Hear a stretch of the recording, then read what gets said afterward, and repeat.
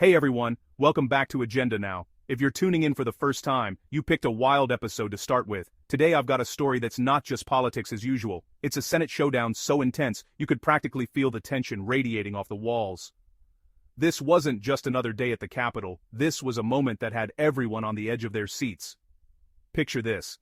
Senators Bill Cassidy and Bernie Sanders, two political heavyweights, face to face in a heated exchange over one of the most pressing issues facing America right now: support for nursing homes and the people who depend on them.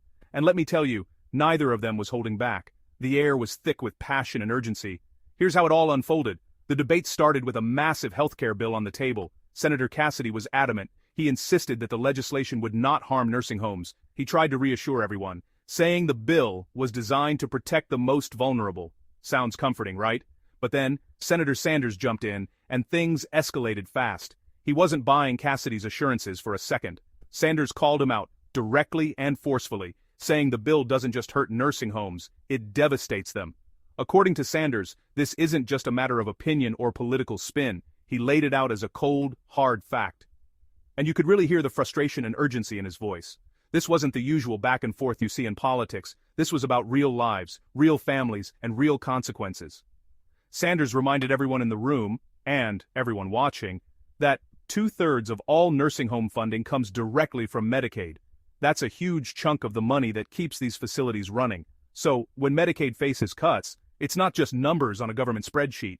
It's nurses losing their jobs, it's patients losing the care they desperately need, and it's families left scrambling to find help for their loved ones. Imagine being in that position. Suddenly, the support system you rely on is at risk. It's families across the country, from every walk of life, suddenly facing impossible choices. And then, the debate got even more personal and intense. Sanders didn't just stick to policy points, he painted a vivid picture of what these cuts would mean for communities everywhere. He made it crystal clear, these Medicaid cuts wouldn't just hit a few places, they'd ripple out, impacting nursing homes in every single state. From the biggest cities to the smallest rural towns, no community would be spared. It's a wake-up call for anyone who thinks healthcare budgets are just a DC problem, something that only affects politicians and bureaucrats. The reality is, these decisions reach into every corner of America, touching millions of lives. And here's where things took a dramatic turn. Sanders demanded an apology from Senator Marshall. Why did he do that? Because, in Sanders' words, pretending these cuts don't hurt people is not just misleading. It's downright disrespectful to every worker, patient, and family dealing with the fallout. He called for honesty and accountability right there in front of the cameras.